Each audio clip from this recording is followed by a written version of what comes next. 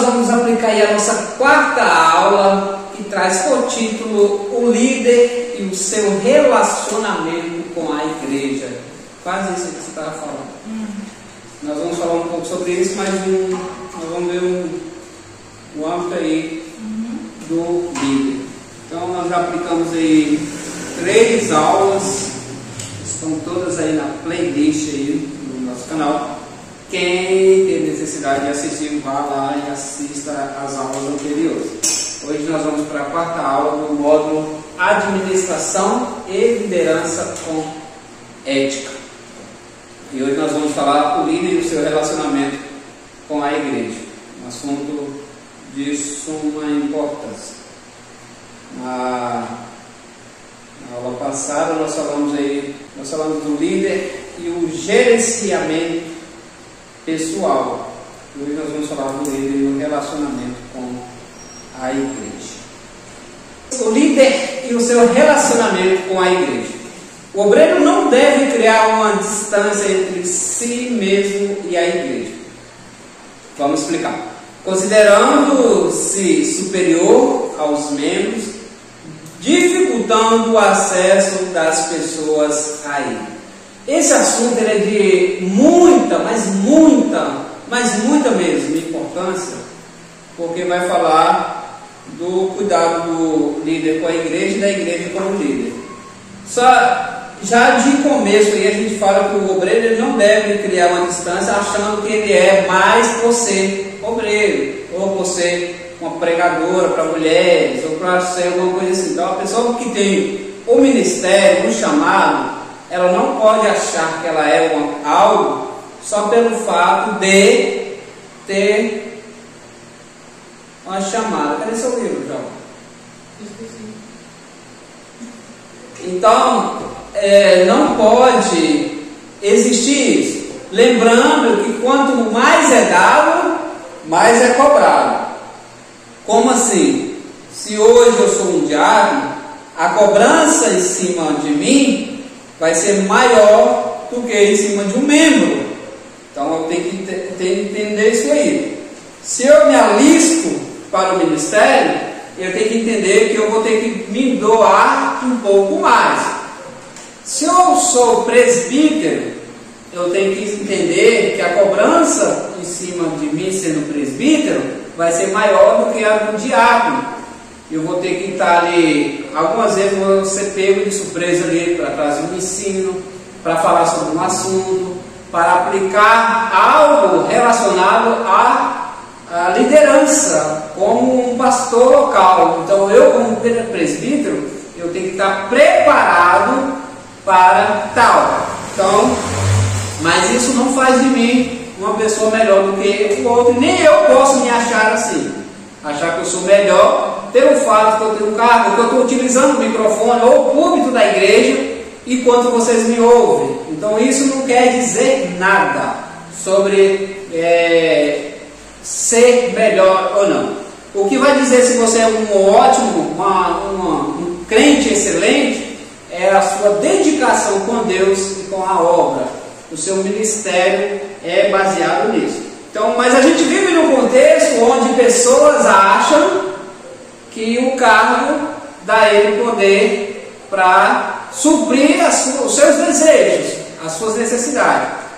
Tem pessoas que utilizam isso aí para status, né? Não sabendo que é um cargo delicado, que tem que ter total cuidado, pois se trata de relacionamento com a igreja, e esse relacionamento com a igreja tem que ser com muito cuidado, porque a igreja é do Senhor, e tudo que eu faço, eu vou ter que prestar conta ao Senhor.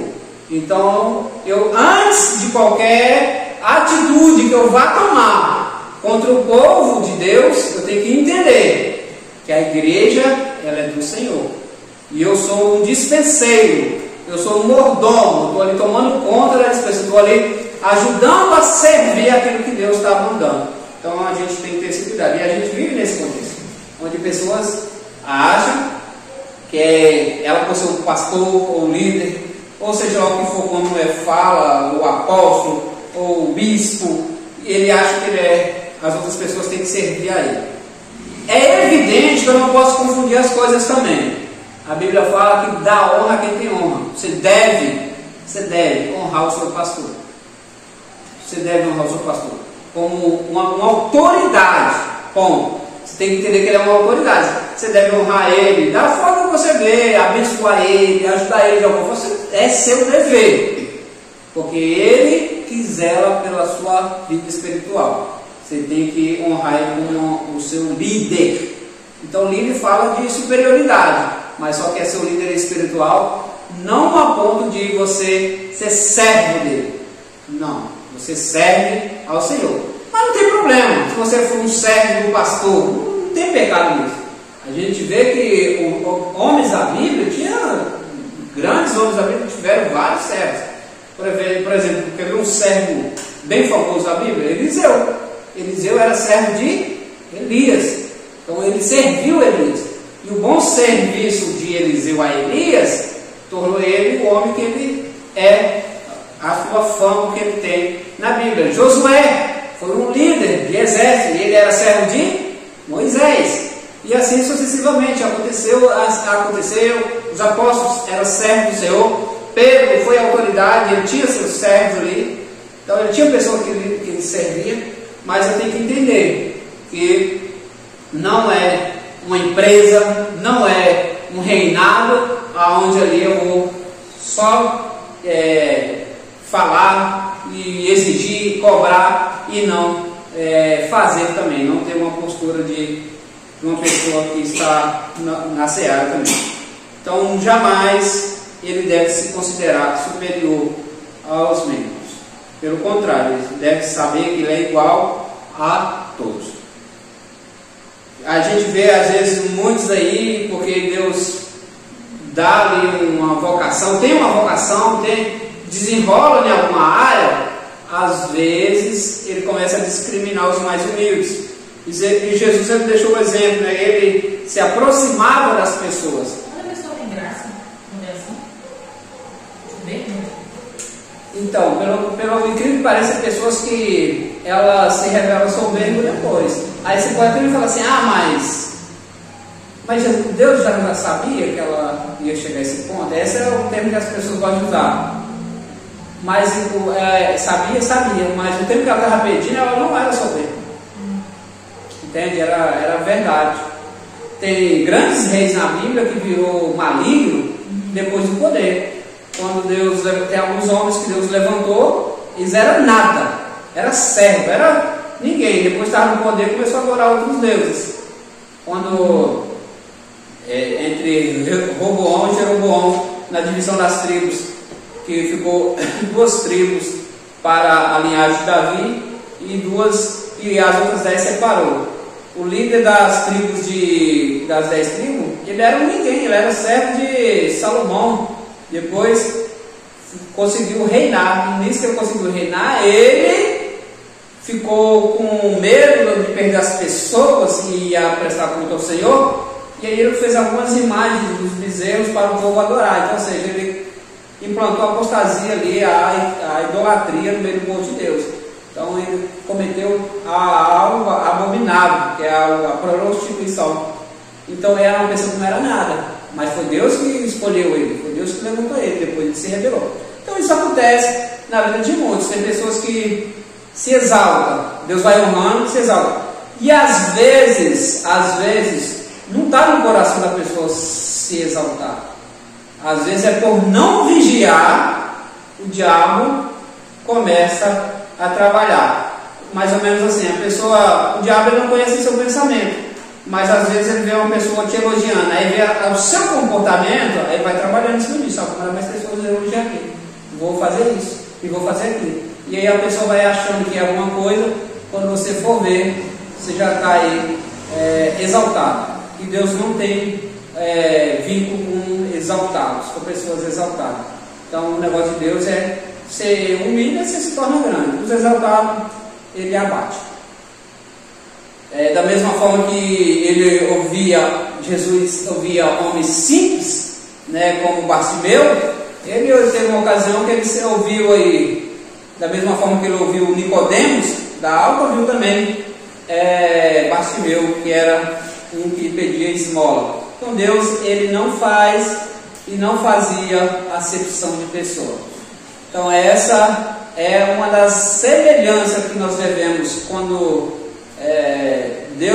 Jesus nos cobra para imitá-los, para sermos como Ele. Quando Paulo fala para nós sermos imitadores de Cristo, uma das imitações é essa: não fazer acepção de pessoas, não julgar a pessoa pelo seu nível social, pelos seus status, não fazer um pré-julgamento só pelas condições. Então Deus condena essa prática, Deus não reprova isso aí. O pastor precisa saber se relacionar com seus liderados, né, colegas de ministérios, precisa saber trabalhar em equipe, porque é juntos que a igreja vai andar. A Bíblia nos mostra que lá em Eclesiastes capítulo 4, no versículo 9 ao 10, diz assim: melhor é ser 2 do que 1, porque tem melhor paga do seu trabalho, porque se um cair, o outro levanta. E se seu companheiro, mas ai do que estiver, se um caiu, um ajuda o outro a levantar, mas ai do que pois caindo não haverá outro para levantar.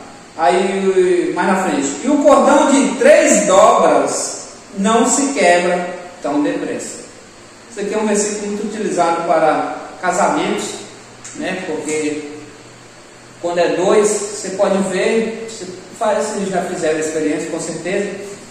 Às vezes você pega um palito, uma vareta, você quebra ela, mas depois facilmente você quebra, mas depois que você junta ali, já dificulta. Então isso é a explicação. Às vezes quando o feixe está amarradinho ali, é mais difícil. Então é isso que a Bíblia nos orienta, trabalharmos juntos. E isso está falando de relacionamento, está falando de comunhão, que é que o líder precisa ter com o rebanho. Desenvolvimento de um bom relacionamento. Desenvolvendo uma interação adequada. Um bom relacionamento depende de 2 coisas básicas. Primeiro, conhecermos as características e a personalidade do outro. E o segundo é respeitarmos o modo do outro pensar ou interpretar as coisas. A maior dificuldade que nós temos hoje na questão de relacionamento, isso serve para o casamento também, é que nós não paramos para entender, para compreender o outro. Por isso, as grandes adversidades, principalmente no lar, nas igrejas, porque nós só, às vezes, nos reunimos para procurar os nossos direitos. Mas nós, às vezes, não nos tocamos quando nós estamos invadindo o direito do outro. E a liderança, ela precisa saber, primeiro, conhecer as características, a pessoa, e depois respeitar a forma da outra pessoa pensar. E no casamento, não tem como falar de casamento. Então o casamento vai dar certo quando um respeita o outro. E esse respeitar, quando a pessoa fala que uma pessoa tem que respeitar a outra, boa parte que não tem entendimento pensa que respeitar é não trair, é alguma coisa relacionada com o tipo. Não, respeitar é entender, é compreender, é ouvir, não concordar, não precisa concordar, mas é entender. Eu te entendo, mas eu não concordo. Isso é até bacana, é uma conversa saudável. Tem pessoas que não conseguem ouvir isso.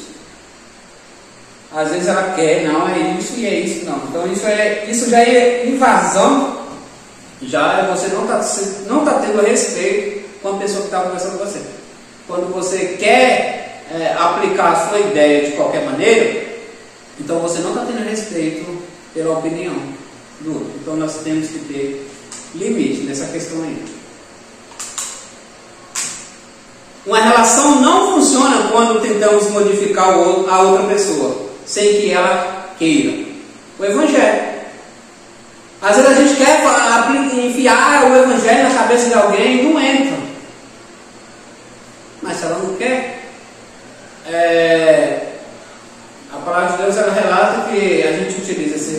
para isso. E não é nem por força e nem por violência. Mas tem gente que tem fé na violência mesmo. Não, você tem que aceitar. Então, mas é pelo Espírito. Você vai falando e vai. E o Espírito Santo, ele vai. A parte mais difícil, quem faz é o Espírito Santo. A gente não precisa, às vezes, ficar quebrando a cabeça. Quando a gente entender isso, a gente fica melhor. Nós ficamos melhores. Nós temos que entender que a parte mais difícil é do Espírito Santo. Então a parte mais fácil é nossa, é falar. Agora, quem transforma, quem convence é o Espírito Santo. Então é ele que vai fazer a parte difícil. Aquela parte que a gente não tem. Isso não tem jeito, não. Quem faz essa parte aí da mudança é o Espírito Santo. Ele que vai convencer, ele vai fazer a pessoa refletir que ele é um pecador, um necessitado, pobre e nu. É o Espírito Santo que faz a pessoa refletir. É por isso que a blasfêmia contra o Espírito Santo não tem perdão. Porque quem pode aproximar o homem de Deus é o Espírito Santo. E se a pessoa pecar contra o Espírito Santo, o pecado de blasfêmia, não tem mais aproximação. Porque o único que poderia conectar não tem acesso. Você vê. Para vocês verem a grandeza do Espírito Santo, o quanto que ele é Deus, você pode pecar contra Deus, você pode pecar contra Jesus, você pode blasfemar contra Deus, você pode blasfemar contra Jesus, mas não pode blasfemar contra o Espírito Santo. A blasfêmia do quê? Pecado consciente. Eu já tinha lido sobre. É você ter consciência que aquilo não é do maligno e atribuir aquilo aos demônios. Tipo assim, eu sei que eu vou fazer errado, mas eu vou fazer tudo certo. Isso aí não chega a ser blasfêmia. Mas é pecado premeditado. Isso aí é muito perigoso também. Sim. O pecado premeditado ele é caminho para a blasfêmia. Que a pessoa vai se tornando uma apóstata e a apostasia leva à blasfêmia. A pessoa aposta. Então, nós temos que entender que quem faz a maior parte, a parte difícil, é o Espírito Santo. Característica da personalidade. Precisamos compreender o outro como ele é e conhecer os traços de personalidade que caracteriza essa pessoa. Vocês namoram, vão namorar tanto tempo, depois que casam, não tem, vocês vão ver coisas que vocês nunca imaginavam. A gente namorava, não tinha nada disso. Agora nós vamos ver. Então, ou seja, o relacionamento ali vai mostrar, vai revelar situações que a pessoa ainda não viveu. Existem características explícitas que podem ser observadas facilmente e outras mais profundas, que só vai ser observado mediante uma relação mais profunda com a pessoa. Ou seja, o exemplo que eu acabei de dar agora, o casamento. Às vezes a pessoa namora anos e anos, mas quando casa, um mês de casado, já vê coisas que 5 anos não viu. Então tem coisas que você só vai ver próximo. E o dever de um líder é isso aí, é conhecer as pessoas. O pastor de uma igreja já sabe quem é que dá dor de cabeça, a época que dá dor de cabeça, quem é aqueles que falam demais, quem é aqueles que gostam de se aparecer, ou seja, ele conhece todo o tipo de pessoa.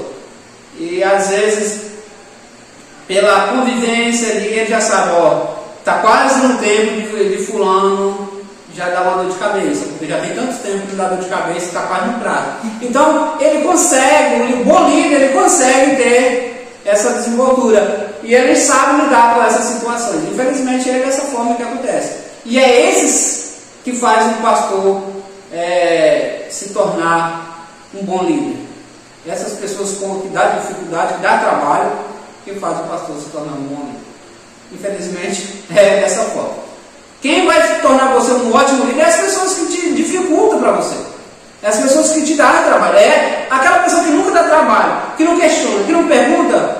Você não desenrola, você não desenvolve. O que eu já falei aqui? O que move o mundo são as perguntas, são os desafios que movem o mundo. Então, quem faz o pastor ou o líder ser um ótimo líder é os problemáticos. Que eles não ouçam isso. Mas é dessa forma que acontece. A formação da personalidade é um processo gradual, complexo e único a cada pessoa. Ninguém é igual a ninguém. Cada um tem a sua personalidade. A personalidade se mostra através de tudo aquilo que a pessoa é capaz de produzir e ser. O comportamento da pessoa revela a sua personalidade. Às vezes na fala você já vai perceber um pouco como a pessoa é. Existem aspectos da personalidade que dificilmente mudam, como por exemplo o temperamento. Eu ia até separar um pouco algumas coisas sobre o temperamento, para nós falar um pouco nessa tecla aí, do temperamento. São quatro tipos de temperamento. Vou ver se eu consigo lembrar aqui. O sanguíneo, o melancólico, o fleumático. Nós convivemos com isso, com diferentes aspectos de personalidade. Aquela pessoa assim, igual eu sou, meu tipo é sanguíneo, aquela pessoa assim no momento. Bora fazer? Bora fazer. Aí depois às vezes você para e reflete, não era isso. Eu sou meio do momento, então eu sou o tipo do sanguíneo, né? Aquela pessoa que bora. Você não, mas e isso diverge de cada pessoa. Tem pessoa que é mais tranquila, tem pessoa que pensa mais antes de fazer as coisas. Tem outros que é um drama, já faz um drama com tudo. Tem outros também que já é agitado, qualquer coisinha já estoura. Tem aquele que dificilmente vai perder a paz, já tem que ser. Mas isso não atrapalha muito, não. Não. A gente tem que ter o domínio próprio, a mansidão. Geralmente a gente é sanguíneo, a gente tem muito. Não, mas o sanguíneo ele não é uma pessoa nervosa. Irritada. Não. O sanguíneo é aquele do momento, assim, vamos fazer um mutirão aqui para fazer isso. Ele, porra, depois ele chega em casa e vai refletir. Eu vou mandar para vocês certinho lá depois. Vai atrapalhar, cara. Consciência. A pessoa, sim, a pessoa que é estressada, dificilmente você vai querer contato com essa pessoa. E às vezes ela vai passar algo para você, aí você vai olhar o comportamento dela, se você não. Não, estou dizendo que o batismo do Espírito Santo. Não, o Espírito Santo batiza, não tem isso não. Essa coisa depende. O Espírito Santo ele vai batizar, vai depender do quanto que você dedica ali. Isso é independente. Igual tem pessoas, quem tem o Espírito Santo, ele tem um domínio próprio. Ele vai viver como ele não vai ser. Então esse comportamento que eu estou falando, que é na questão de relacionamento, tipo assim, para você lidar com pessoas. Mas por um lado vai atrapalhar, com certeza vai atrapalhar, porque o Espírito Santo ele nos cobra que nós tenhamos domínio. E se a pessoa não tem domínio, o Espírito Santo não pode estar nela. Ela é uma pessoa estourada, uma pessoa que só vive brigando. Ninguém quer ter relacionamento com essa pessoa. Se as pessoas não querem ter relacionamento com essa pessoa, imagina o Espírito Santo. A Beca vai fazer, mas ele é Deus, ele é amoroso. Não, mas ela não. Então o Espírito Santo ele é passivo. Eu vou até cortar essa parte aqui que nós fizemos. Mas, então existem diversas partes. Eu vou até olhar ali a conta que está ali. Temperamento. Aceitando as condicionalmente. Nós devemos aceitar. Não se trata de aceitar os pecados. Não se trata de aceitar os pecados, desvios de comportamento, atitudes antissociais das pessoas, mas entendê-las e respeitá-las. Então isso, nós não confundamos. Esse aceitar as pessoas não é aceitar o pecado dela não, tá? Às vezes as pessoas confundem. Não, que Deus nos ama, o importante é que Deus nos ama. E às vezes quando você começa a falar contra o pecado, as pessoas já começam a dizer que você não tem amor. Pelo contrário, se você está falando contra o pecado, isso mostra que você ama. Só que as pessoas vão dizer que você não tem amor, que você só quer preconceito, que você está perseguindo, etc. Então, esse aceitar, nós devemos aceitar as pessoas como elas são. Aceitar as pessoas. O pecado não. O que é pecado? nós vamos continuar chamando o pecado pelo nome. Pecado é pecado. Isso é pecado, aquilo é pecado. Então, isso não deve misturar as coisas.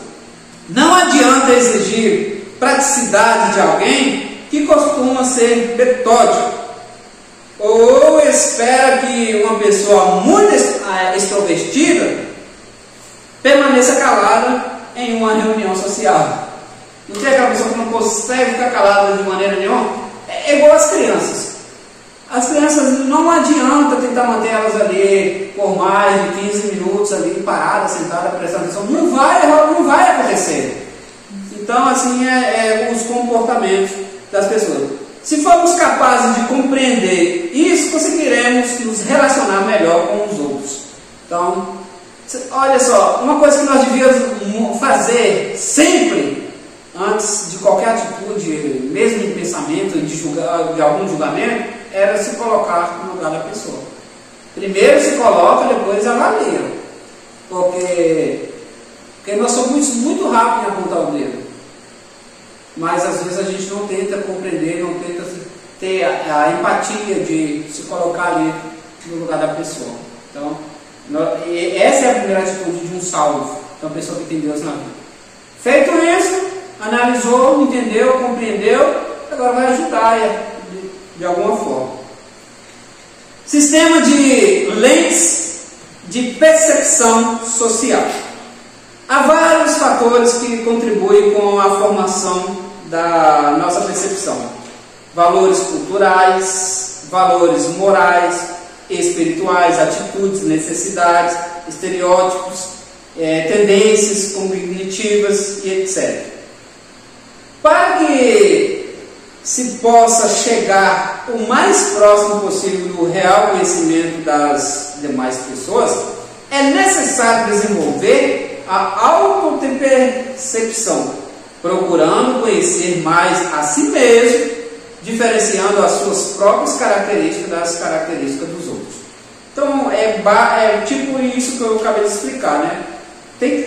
Primeiro, seja empático, se coloca no lugar da pessoa para compreender o porquê que a pessoa está fazendo aquilo, qual é a reação, qual é o sentido da pessoa estar fazendo aquilo, para depois nós chegarmos em algum lugar.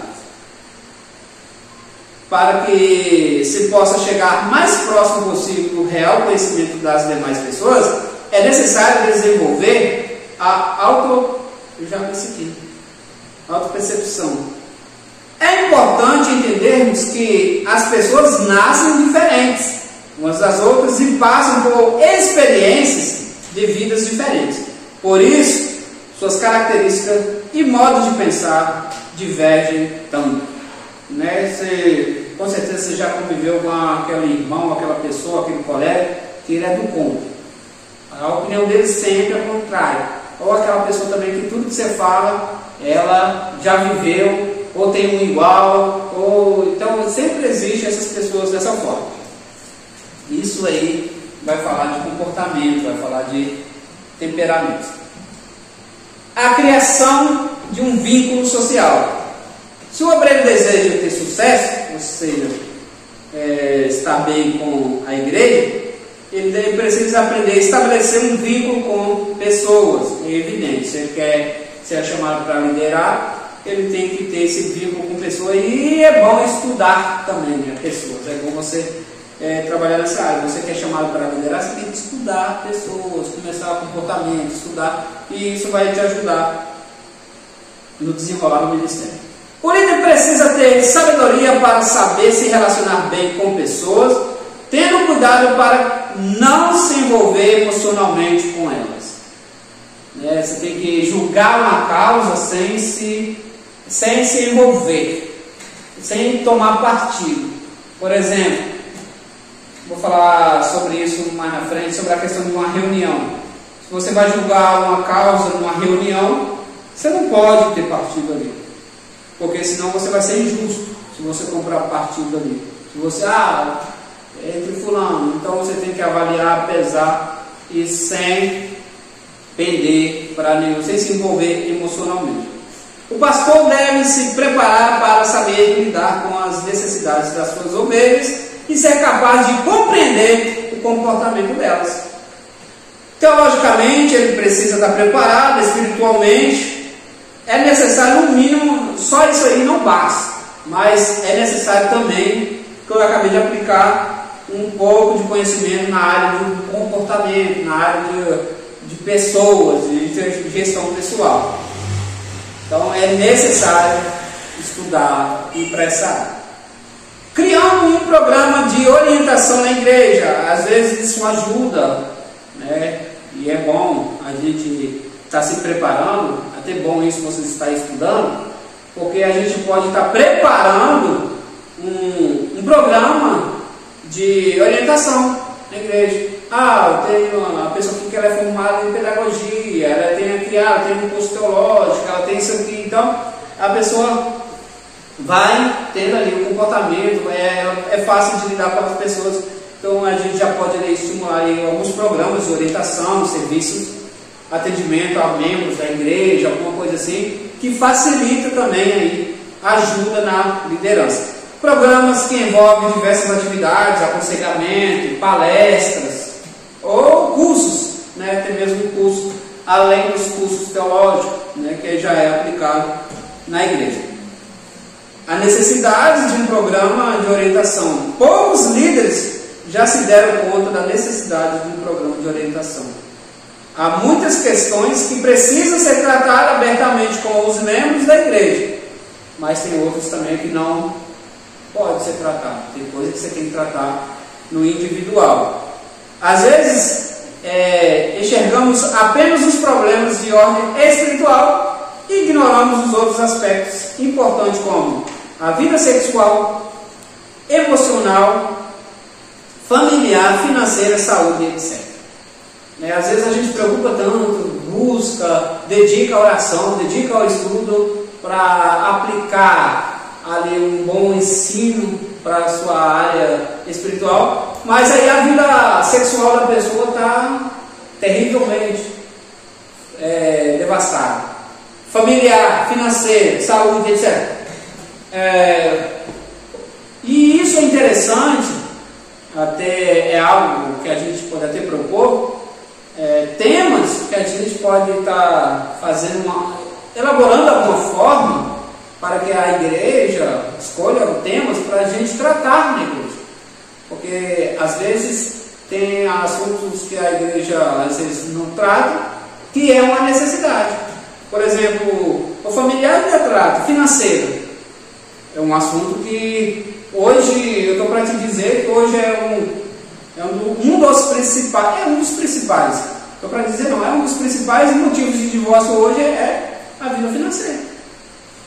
Às vezes a pessoa está passando por situações difíceis e aí acha que a melhor opção é o divórcio. Então, é assunto para se tratar, é algo para a gente pode estar elaborando, a gente está tratando. A área sexual é um assunto que tem que tratar, a igreja tem que bater nessa tecla também, tem que tratar. Afinal, ela está cuidando da sua alma. E a sua alma, ela tem desejos, ela tem necessidades, ela precisa ser tratada. Não apenas ali na área espiritual, mas na área financeira, na área familiar. E, em geral, ela tem que ser tratada. E é uma opção que a gente pode estar utilizando isso aí. Não precisa você dar o seu olhar, eu quero que fale sobre sexo. Não precisa disso. Isso a gente elabora ali, por exemplo, uma caixa ali, e os irmãos sugerem, coloca temas aí para a gente tratar. É uma ideia bacana para a gente estar elaborando, que aí você vai tratar uma palestra para jovens, para adolescentes. Então aí são coisas que facilitam a liderança, que ajudam a igreja a se envolver. Ela literalmente se envolve e fica mais fácil. Parece que esses assuntos só são valorizados quando ocorre um problema nessas áreas, exigindo do líder uma tomada de posição. Às vezes, o pastor é chamado na casa de alguém porque o casal não está tendo relação. Olha para você ver. Não pensa que isso não acontece, não, que acontece. Porque alguém está reclamando por falta. Pois é. Aí o que acontece? É um assunto que não precisaria chegar a esse ponto. é um assunto que poderia já ser tratado, embora, assim, no caso, esporadicamente fala, mas não é falado ali na devida necessidade que deveria. Então, isso é um dos detalhes. Existem diversos outros assuntos que também não é tratado. Quando acontece um problema, aí vai lá tratar. Então, não era para ser assim, mas às vezes a liderança acaba deixando chegar a esse ponto.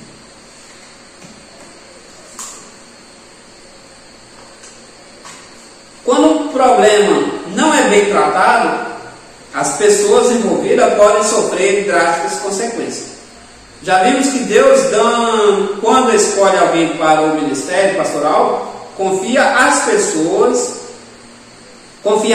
pessoa, o ofício de presidir, admoestar o rebanho de Jesus, o sumo pastor.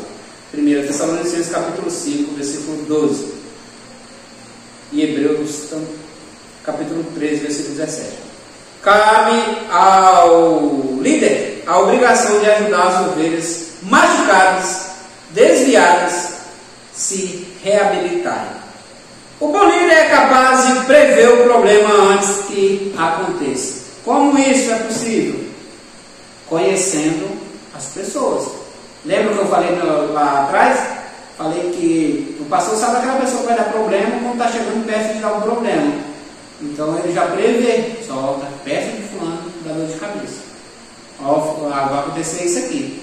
Então não é sério, é conhecer. Quando você conhece a pessoa, igual seus filhos, você sabe quando você já conhece quando ele está falando a verdade, quando ele não está falando a verdade. Isso é conhecer, quando ele está querendo alguma coisa. Então isso é conhecer, e é esse o dever do líder com o rebanho. Uma pessoa dotada de chamado divino tem a incumbência especial de proclamar as boas novas aos perdidos, ministrar a palavra de Deus aos que foram regenerados pelo Espírito Santo. O programa de orientação, quando implementado na igreja, tem um efeito preventivo e ajudará a conter determinados problemas. Isso aqui é um assunto para você falar para obreiros, para se falar para a liderança, para trabalhar essa ideia. Quando você faz um trabalho preventivo, o nome já diz, né? Você está prevendo, então você vai evitar, então você vai trabalhar naquela área e não vai acontecer. É por isso que é necessário uma boa gestão, uma boa administração numa empresa ou em qualquer lugar, para que ela não desande. A boa gestão, a boa administração, ela é responsável por manter a empresa funcionando. Esse é o trabalho da administração, da boa gestão. O apóstolo Paulo considera o aconselhamento como algo vital no ministério. Mostra que devemos apresentar todo o homem perfeito em Cristo. Colossenses 1:28. Forma de orientação: aconselhamento, né? É uma forma de utilizarmos, que é uma coisa que as pessoas desprezam bastante hoje. Você vai aconselhar a pessoa, às vezes a pessoa faz pouco caso do seu conselho, não está nem aí para o seu conselho, mas ainda é útil, sim, nós utilizarmos o aconselhamento. Este pode ser realizado de diversas maneiras: aconselhamento individual, para casais, familiar ou coletivo. O líder ou a equipe de apoio precisa de uma preparação específica para realizar esse tipo de trabalho. Então, as qualificações.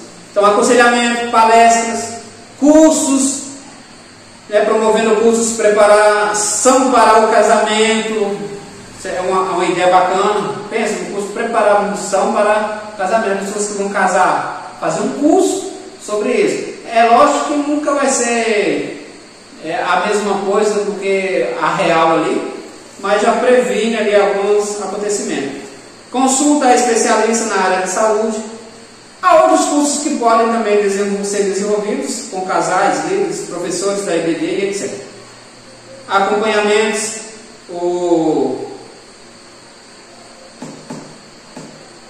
na verdade, diversas coisas que fazemos aí. Por exemplo, uma coisa que é bacana também, que nós podemos fazer, que ajuda às vezes os casais, as famílias, aqueles acampamentos que faz, aquela saída, os retiros, eles são muito essenciais na vida do rebanho.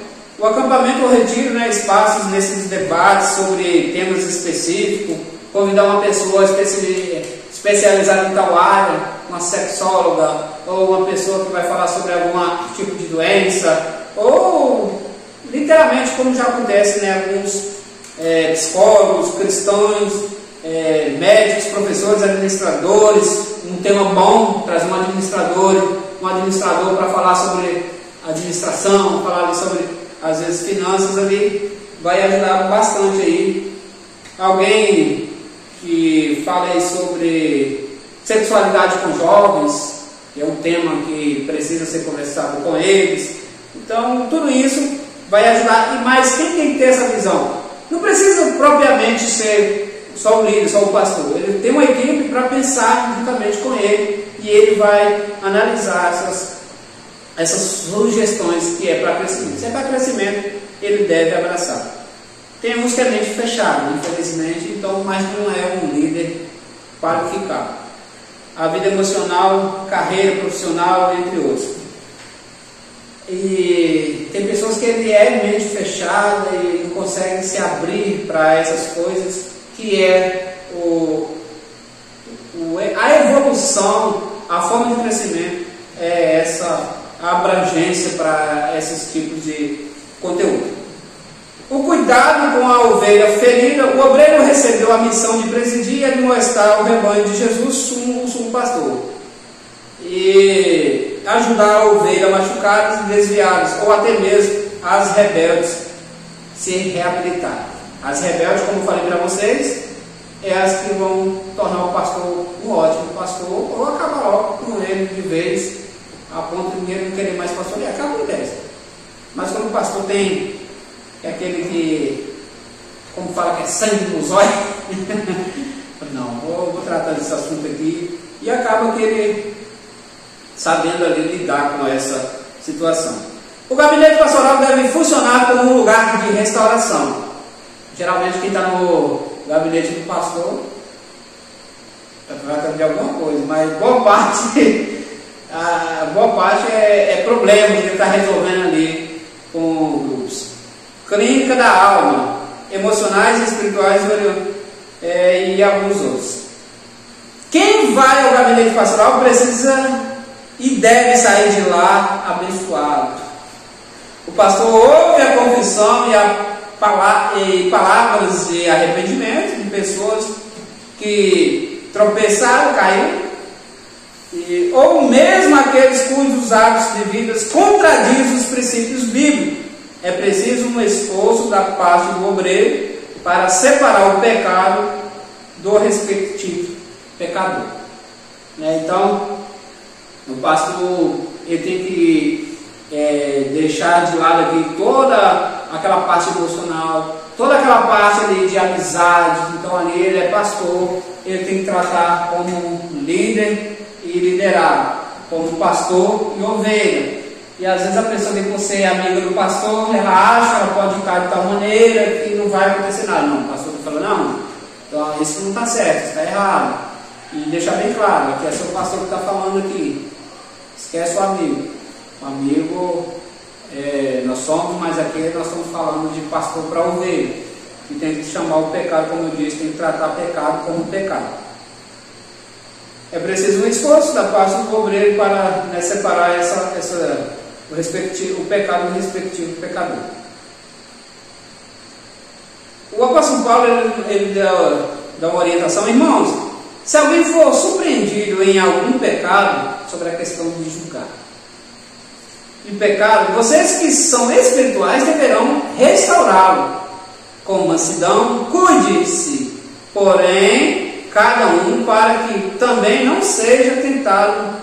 Levem os fardos pesados uns dos outros, assim cumpra a lei de Cristo. Gálatas 6. Problemas espirituais não se resolvem com terapias, mas com a palavra de Deus. que penetra até a divisão da alma e do espírito, juntas e medulas, e é apta para discernir os pensamentos e intenções do coração. Hebreus capítulo 4, versículo 12. Então, os problemas espirituais têm que ser tratados à base da palavra de Deus. Ninguém melhor do que o pastor se habilita para tão importante função. Procure apresentar a Deus aprovado. Paulo escreve aos Timóteo, capítulo 2, versículo 15, segundo aos Timóteo. Como obreiro que não tem do que se envergonhar e que maneja corretamente a palavra de Deus.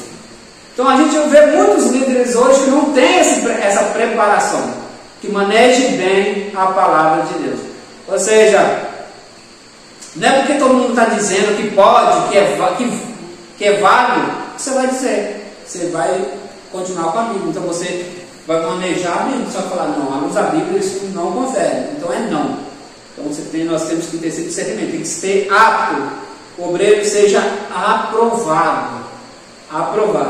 E que maneje bem, que maneje corretamente a palavra de Deus.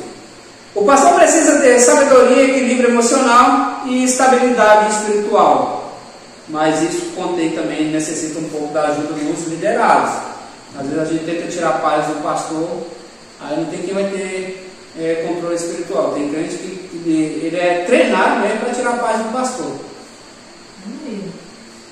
Só o céu. Vai. A gente vai andando.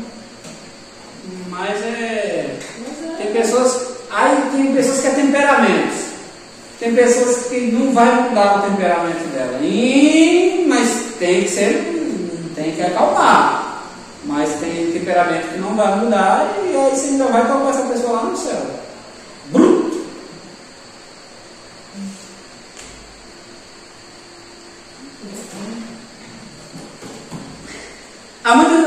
Há muita esperança quando alguém procura o pastor para confessar os seus pecados. O ministro de Deus representa um pai. Tem autoridade para levar a palavra de Cristo sob a direção do Espírito Santo, com o propósito de curar as feridas daquele que caiu e ajudar a se reabilitar. Levar a pessoa a tomar da consciência do seu pecado, ajudar na mudança do comportamento, acompanhar o processo de reabilitação. Tem coisas que o pastor faz às vezes com pessoas que a gente vê assim, por exemplo, tem pessoas que a gente, a nosso ver, e fala assim, essa pessoa é muito problemática. E você vê o pastor fazendo isso, fazendo aquilo. Aí às vezes a gente até diz, pastor, essa pessoa só fica te tirando sua paz. Pastor, mas a gente fala isso porque a gente não tem a visão que o pastor tem. Parece até que tem um tratamento especial, né? Assim, que ele fica fraco. Isso, é por isso que o nosso pastor até fala, né? Que você vê uma pessoa andando muito com ele, provavelmente aquela pessoa é problemática. O nosso pastor de Linhares, ele fala. E vê muito uma pessoa no meu carro porque estou evitando de dar que ela dá problema, porque geralmente é a pessoa que dá muito trabalho. Encontrando o equilíbrio entre os conflitos pessoais e os problemas do rebanho. Quando alguém entrar em crise na igreja, geralmente o pastor procura ajudar. O obreiro é um conselheiro nato, ou seja, preparado, seja habilitado, que domine bem a palavra. Escuta, ajuda os membros da sua igreja na solução dos seus problemas. Em casa serve como uma coluna para a família, apoiando e escutando a esposa e os filhos. Mas nos momentos de crise, quem escutará? Ou seja, o pastor resolve o problema de todo mundo, né? E às vezes quando está com problema, quem é que resolve o problema? É essa questão que nós temos que ter consciência disso. Por isso que eu quero falar para a liderança, quero falar para pastores, eu quero até falar sobre essa lição, sobre essa questão de tratamento de liderado com o seu líder. Não consegue confiar em ninguém, então. Oi? Não consegue confiar em ninguém, então. Ele não pode, às vezes, pelo fato, muitos pastores não se abrem com ninguém pelo fato de alguns se verem no sentido assim, que ele vai parecer fraco, vai parecer, então, e não é para ser assim, não é para ser assim, porque isso resulta de coisas graves, coisas perigosas, que ele fica, não vou porque eu vou mostrar fraqueza. Isso não é mostrar fraqueza, isso é mostrar sabedoria. Você algo está te incomodando, compartilhe, porque alguns já vai falar assim, se o pastor está passando por uma necessidade em alguma área, ele vai falar, aí ele já vem na mente dele, as pessoas vão me julgar que eu estou pecando, que eu estou fazendo isso, entende? Tudo isso acontece, mas a pessoa tem que ter o entendimento que ela não é um super-homem, ela é um ser humano igual a todo mundo. Assim como eu iniciei essa aula falando que o líder, ele não pode usar o cargo dele para se achar superior aos outros, então ele tem que colocar isso na mente dele, no coração dele, que ele não é superior, ele é igual a todo mundo. E para isso ele precisa de um tratamento igual a todo mundo.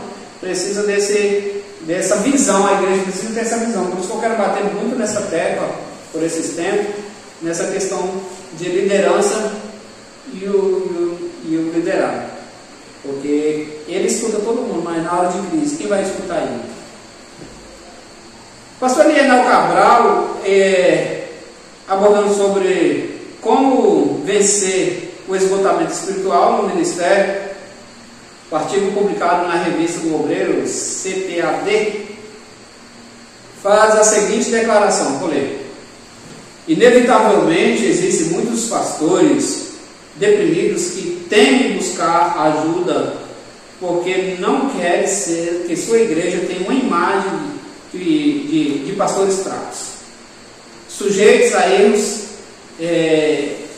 carentes emocionalmente, então escondem suas fragilidades, abafam seus gemidos interiores por trás de máscaras que tudo está bem e certinho, de que seus problemas estomacais, sua sinusite, enxaquecas, são meras dificuldades orgânicas e não emocionais. Quantos de nós sofrem a depressão e não conseguem dormir, tem alterações arteriais contínuas, não conseguem alimentar direito? Alguns de nós temos uma história de vida que nunca foi contada a ninguém, mas que desenvolveu ao longo da vida um estado de baixa estima, de impotência, de medo, de ira, de ressentimento, de sentimento de culpa e de todas essas coisas negativas. Se não forem tratadas, escravizam e acorrentam as suas vítimas. É uma realidade que acontece. Não seria a hora das igrejas estabelecer um núcleo de aconselhamento para pastores? Então é algo que nós temos que ter esse entendimento, essa visão. Por isso que eu digo que isso aqui é um assunto para tratar com liderança geral e a igreja. Recorrer a um conselheiro ou a um pastor mais velho, experiente, pode ser uma maneira de se resolver muitos problemas. João Batista, nos momentos de solidão da prisão, ele entrou em conflito e tinha dúvida se Jesus realmente era o Cristo, né? E ele mandou, mas o que ele fez? Ele fez a coisa certa. Ele ficou confuso, aflito, até porque Jesus, que ele esperava, e ele viu o Espírito Santo descer sobre ele, e a voz que dizia: esse é meu filho em quem eu tenho muito prazer. Só que na prisão ele ficou aflito. Aí, mas o que ele fez? Mandou se procurar. Não, vai lá, procura saber se é ele mesmo. Veja o que o próprio João havia testificado acerca do Espírito Santo. Eu vi o Espírito descer do céu como uma pomba e repousou sobre ele. E eu vi e tenho testificado que este é o Filho de Deus. Ele já sabia, estava convicto disso. Agora ele já não tinha tanta certeza do que havia pregado.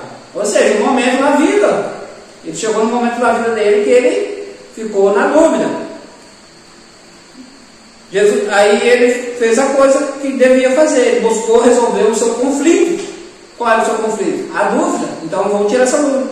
E ele enviou discípulos a Jesus, e Jesus respondeu: e de anunciar a João que tendes vistos e ouvido, que cegos veem, os coxos andam, os leprosos são purificados, os surdos ouvem, os mortos ressuscitam, e os pobres anuncia-se o Evangelho. Lucas capítulo 7, versículo 22. João ouviu tudo o que já sabia, precisava apenas que lhe confirmasse tudo isso. Então aquilo deu paz a João, quando ele descobriu, quando ele ouviu.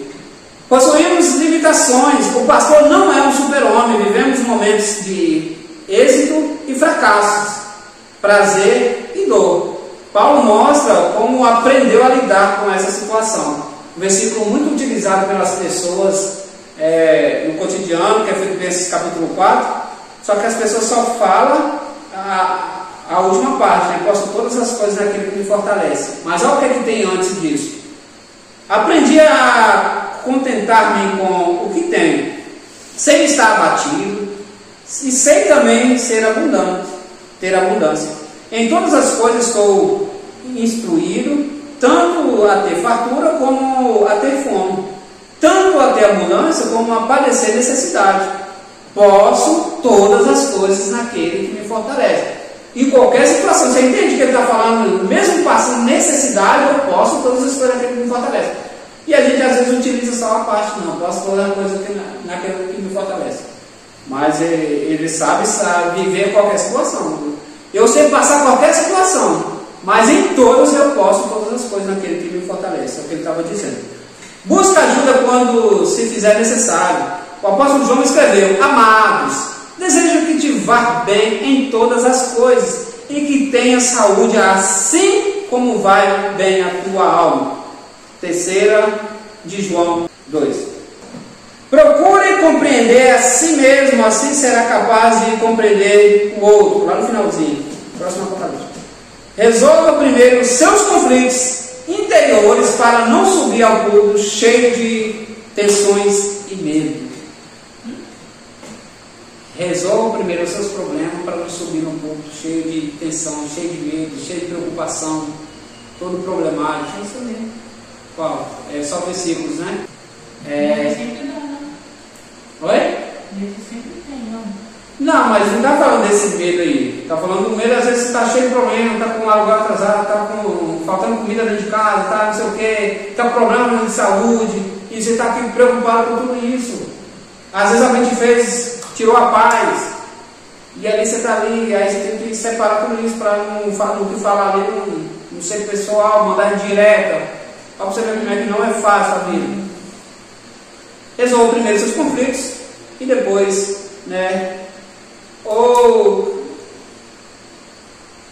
estamos sujeitos a quebrar como vasos de barro. Assim aconteceu ao homem segundo o coração de Deus, Davi. Ele reconheceu a sua fragilidade e buscou misericórdia de Deus. Contra ti somente pequei e fiz o que a teus olhos parece mal. Esconde a tua face dos meus pecados e apaga todas as minhas iniquidades. Cria em mim, ó Deus, um coração puro e renova em mim um espírito reto. Não me lances fora da tua presença e não retires de mim o teu Espírito Santo. Salmo 51. A prova de uma liderança não está efetivamente no que o líder faz, mas naquilo que os outros fazem como resultado de suas ações. Assim como diz o ditado: tal pastor, tal rebanho. Uma das grandes virtudes de um líder é a capacidade de levar o rebanho a esse equilíbrio. Lucas capítulo 2, versículo 52.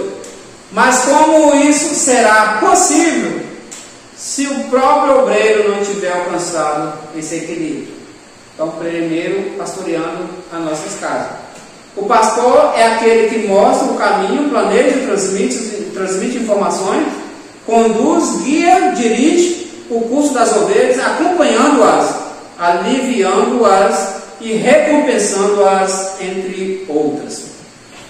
Todo obreiro precisa ser um bom líder, ordenar, gerir, chefiar embora sejam atribuições importantes da sua função, não são sinônimos de liderança. Liderança é a arte de influenciar. É a capacidade de ajudar o grupo a atingir os seus objetivos ou satisfazer as suas necessidades. É fazer com que as pessoas ajam de forma efetiva. O verdadeiro líder é aquele que tem capacidade para motivar ou inspirar os outros. O bom obreiro possui uma vida exemplar, dinâmica e disciplinada. Então, o obreiro tem que ser irrepreensível. Como líder deve ser um exemplo consistente. Nenhuma outra forma de ensino é tão eficaz como essa. Filipenses capítulo 3, versículo 17. Portanto, dedique algum tempo para meditar, para pensar. Busque no Senhor orientação consistente. Reconheça que Deus é a fortaleza. Se você, no caso, se considerar pequeno e incapaz para realizar a sua tarefa, irá tornar isso precisamente. Números capítulo 13 e 33. Ou seja, literalmente, se você crê que você não tem condições de capacidade, literalmente você não terá capacidade. Lembra mas é bíblica, que fala que a lei da atração, que o que você pensa, você realiza, ou seja, você colocar na sua mente, mas isso aí é fé, é você acreditar. A Bíblia sempre vai nos incentivar a crer, a projetar. Se você quer algo na sua vida, você já crê que você já conseguiu e trabalha para conseguir.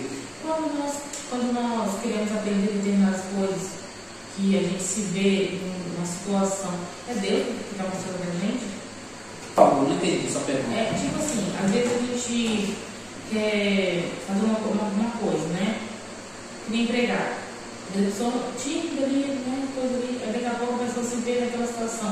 É Deus quem mostra isso para ela, é Deus que faz ela se enxergar assim que ela. A vontade, o desejo? Isso, é o Espírito Santo que desperta esse desejo de nós. Porque tem gente que não tem, por exemplo, um caminho do dali, não está naquele caminho, ou não tem, às vezes, uma vocação, né? Vamos supor assim. E a pessoa se vê fazendo tudo ali. Isso é Deus nos mostrando o caminho que a gente precisa seguir? Então, esse desejo, ele procede de Deus. Agora, tem limitações que você vai impor, você vai ficar colocando barreira.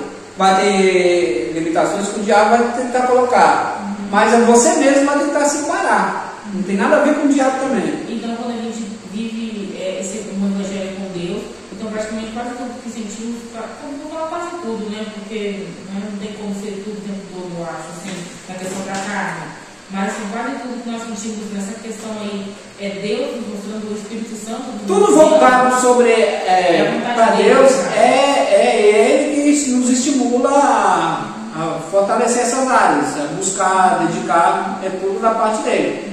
Só que aí, igual eu falei para você, tem parte de desânimo não tem nada a ver com o diabo, é de você mesmo. Você fica se limitando. Por exemplo, tem coisa que você começa a falar para você que você não tem condições, não tem capacidade. Aí o diabo já pega um gancho de você também. Aí já começa a falar, você não tem não. Aí já começa a bater nessa tecla. Então, mas se tratando das coisas de Deus, é sempre o Espírito Santo que vai nos motivar a ir para cima. O líder e a administração de conflitos na igreja. Os conflitos são inevitáveis. Eles acontecem também nas igrejas, quer queiramos ou não. Para haver um conflito, basta haver duas pessoas, ou seja, basta ter uma reunião de pessoas, basta ter pessoas juntos para gerar um conflito. Há vários fatores que contribuem para o surgimento deles. Interesses, ansiedade, frustrações, luta pelo poder, maus hábitos e muitas outras coisas que podem desencadeá-los. O que significa conflito? O pastor é também um gestor de conflitos. O significado? A palavra conflito está ligada à discórdia, divergência, dissonância, controvérsia ou antagonismo. O conflito é basicamente um problema de percepção, porque as partes envolvidas devem perceber que entre elas existe um conflito. A igreja dos conflitos, a existência de conflitos não é algo peculiar à igreja pós-moderna, ou seja, não é coisa nossa. Esses conflitos que a gente vê nos dias de hoje, isso não é exclusividade nossa. Lá no passado era cheio de conflitos. A gente via, se você for estudar a Bíblia, você vê algumas práticas que eles lutavam contra. Por exemplo, a igreja lutava contra os costumes judaicos que queriam entrar no meio deles, os judeus, Paulo pregando para os gentios e parte dos apóstolos querendo aplicar o judaísmo para eles. Os judeus convertidos defendiam que os gentios não poderiam ser salvos se não fossem circuncidados conforme os costumes ensinados por Moisés. Atos capítulo 15. Isso gerou grande conflito. O resultado, isso aí aconteceu também a realização do primeiro concílio em Jerusalém, após uma acirrada discussão sobre esse assunto.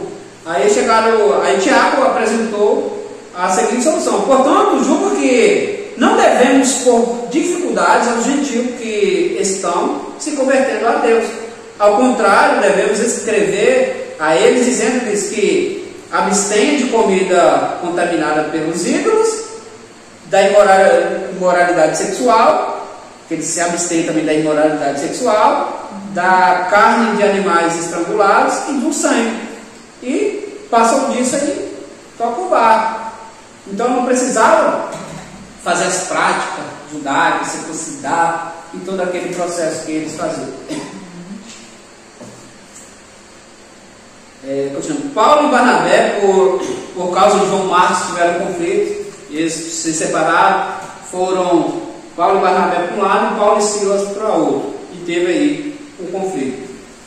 Gideão e sua desilusão contra a providência de Deus. Asaf e sua dúvida por quanto à justiça de Deus sobre a prosperidade dos ímpios. Salmo 73. Abacuque e a sua decepção. Abacuque 1. Quem mais? Caim e Abel, a luta entre Jacó e Esaú, o problema com Diná, a filha de Jacó, a inveja dos irmãos de José, o caso de Tamar, filha de Davi, a rebelião de Absalão, também filho de Davi, os pastores de Abraão e os pastores de Ló, depois os servos de Isaac e os pastores de Gerar. Então hoje já existia, era cheio de problemas no passado. Hoje não é diferente, né? Hoje nós vivemos aí num contexto onde tem muitos problemas, muita dificuldade, muitos conflitos. Na tentativa de sanar algumas igrejas descentralizam, procurando se adequar a essa nova realidade. Com isso ocorre uma perda de valores, uma invasão de práticas e costumes diferentes daquelas adotadas anteriormente. Algumas igrejas mudam inclusive a sua liturgia por causa, tentando agradar a pós-modernidade. Tem alguns tipos de conflitos, conflitos podem ser generalizados ou estritamente localizados e limitados. Existem conflitos individuais e interativos. Alguns autores apresentam pelo menos 3 níveis de conflitos. O primeiro deles é o conflito intraindividual, opiniões e desejos, motivações divergentes. Então esse é o primeiro ponto aí do conflito. As pessoas não têm a mesma opinião. É muito comum, na era que nós estamos vivendo aí, política, as pessoas de opinião diferente, alguns até brigam, famílias, então, por conta de política. Então, opinião diferente, as pessoas acabam não respeitando a opinião do outro. Doutrinas, usos, costume e fé. Quando não se tem o mesmo ideais, então esse é o primeiro conflito. Segundo tipo é chamado de conflito interpessoal, o conflito interativo que surge entre 2 ou mais pessoas devido a interesses e objetivos estagônicos. O terceiro nível de conflito é chamado de conflito intergrupal. Essa forma de conflito ocorre entre grupos e uma organização, literalmente as panelinhas. Os participantes de um determinado grupo percebem que o outro grupo pode bloquear as realizações da meta ou expectativa do seu grupo. E aí continua. Aí como gerir, como tratar isso? Há duas tendências perigosas na maneira de interpretar a administração de conflitos na igreja. É necessário tratar disso. Há aqueles que utilizam a visão espiritualizada e esperam que uma solução milagrosa não é o certo. Tem gente que fala que vamos orar aqui e vamos pedir Deus para acalmar isso aqui. Não, tem coisa que não é para orar. Tem coisa que é para ser tratada. Tem coisa que é para sentar, senta aqui e senta aqui. Vamos resolver isso aqui. Não é orar. Se você colocar as pessoas de frente ali e tratar, não vai resolver. Por isso que eu digo, tem coisas que é para Deus fazer e tem coisas que é para nós fazer. Há outros que tratam a igreja como uma organização comum e adotam técnicas de resoluções de conflitos fundamentadas nas teorias de comportamento organizacional. O pastor é mais do que um gestor de conflitos, é um líder espiritual e responsável pelo rebanho de Cristo. A capacidade para analisar situações, isso o líder tem que ter, isso nós já falamos lá no começo, ele prevê, né, os conflitos, os problemas, já está perto, fulano dá problema, então já começa a tratar isso aí também. Ser um bom mediador, aquela pessoa que já viu que está rolando um conflito ali, já vai lá e fala, não é assim não, você entendeu errado aqui, o apaziguador, aquela pessoa, né, que ela termina com os conflitos. Igual, recentemente eu passei por isso, né? Uma pessoa, o pastor falou algo e ela entendeu de outra forma. Só que eu entendi a forma que o pastor falou e eu mostrei para ela, falei, o pastor falou nesse sentido, você entendeu por outro lado. E a pessoa ficou chateada. Assim, ó, conversa com ele, mas a forma que ele falou foi essa daqui. E a forma que eu entendi e a igreja entendeu foi dessa forma aqui. Não foi dessa forma que você está levando, que você leva no coração. Ela começou, tratou e resolveu. Ou seja, mas antes eu já tinha mostrado ela, já tinha, ou seja, foi num dia, ela começou no outro com o pastor. E eu falei para ela assim, ó, e ela já tinha pedido uma noite de sono.